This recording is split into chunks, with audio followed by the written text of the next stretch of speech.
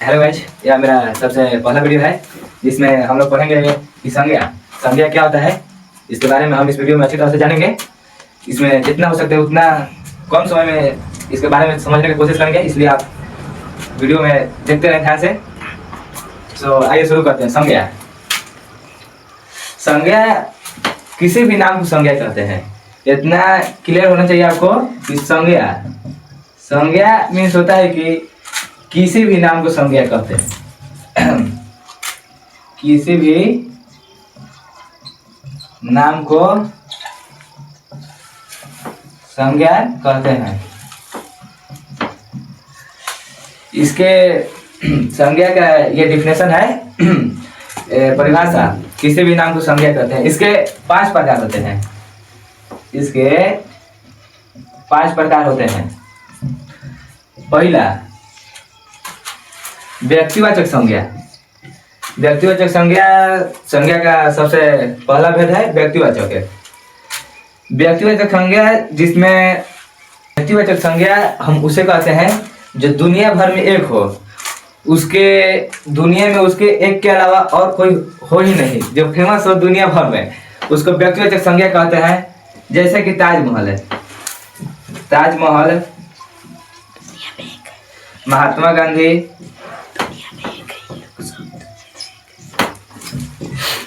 सूर्य, ये सब दुनिया में एक है, इसलिए इसे व्यक्तिवाचक संज्ञा कहते हैं। चलिए हम इसके पहले पे समझ गए व्यक्तिवाचक संज्ञा। अब आइए दूसरे में चलते हैं, जातिवाचक संज्ञा। जातिवाचक संज्ञा जो कि पूरा जाति का बोध कराता हो, पूरा जो भी समान हो देश भर में उसको जाति का एक के साथ बोध करा देगा। जैसे कि नदी, नदी कहेंगे तो इसमें कितने प्रकार के नदी के नाम आ जाएंगे, वो सब जातिवाचक हो जाएगा। पहाड़ है, पहाड़ में जितने प्रकार के हो जाएंगे ये सब जातिवाचक हो जाएगा। उसी प्रकार लड़का, शहर, राजधानी आदि ये सब जातिवाचक का जैसा है। जातिवाचक में पूरा जाति का बोध कराएगा, इससे अधिक कुछ नहीं। जो कि जिससे नदी कहेंगे तो पूरा नदी का बोध हो जाएगा। गंगा, सरस्वती, यमुना, ये सब में जो भी हो वो सब नदी का बोध करा देगा। पहाड़ कह देंगे, हिमालय, ये सब हो जाएगा जातिवाचक संज्ञा। लड़का जिससे कहने पर पता चल रहा है तो कितने लड़का है कोई पता नहीं चल रहा है, इससे इसको जातिवाचक संज्ञा कह सकते हैं। शहर, कौन सा शहर, इससे पूरा शहर कहने से पूरे जाति का बोध हो रहा है, इसलिए इसे हम जातिवाचक संज्ञा कह सकते हैं।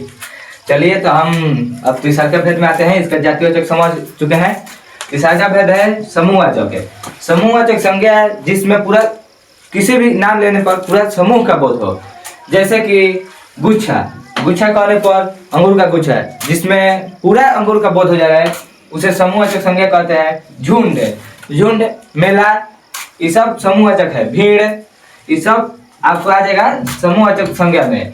समूह, तो चलिए अब हम इसके तीसरा भेद समझ चुके हैं समूहवाचक संज्ञा। अब आते हैं चौथा भेद में, इसका द्रव्यवाचक संज्ञा। द्रव्यवाचक संज्ञा में होता है कि माप तौल मात्रा का बोध कराता है, जिसमें 1 kg, 1 लीटर, आधा किलो, इस सब का बोध कराता है द्रव्यवाचक संज्ञा। द्रव्यवाचक संज्ञा में हो जाएगा आटा, 1 kg आटा, गेहूं में, ये सब द्रव्यवाचक संज्ञा का उदाहरण है। गेहूं, चावल, दूध, घी, बालू, पेट्रोल आदि ये सब द्रव्यवाचक संज्ञा का उदाहरण है। चलिए अब इसका आते हैं पांचवा भेद, भाववाचक। भाववाचक संज्ञा में, भाववाचक संज्ञा चौथा हम पढ़ चुके हैं द्रव्यवाचक संज्ञा। आइए अब हम इसका पांचवा पढ़ते हैं संज्ञा का भेद, भाववाचक संज्ञा। भाववाचक संज्ञा में क्या होता है कि जिसे हम भाववाचक संज्ञा किसे कहते हैं, जिसे हम छू नहीं सकते हैं, देख नहीं सकते, सिर्फ अनुभव किया जा सके, उसे हम भाववाचक संज्ञा कहते हैं। भाववाचक संज्ञा में क्या होता है, अक्सर आता होगा विश्वास, बुढ़ापा, जवानी। अगर कोई बोलता है कि बुढ़ापा,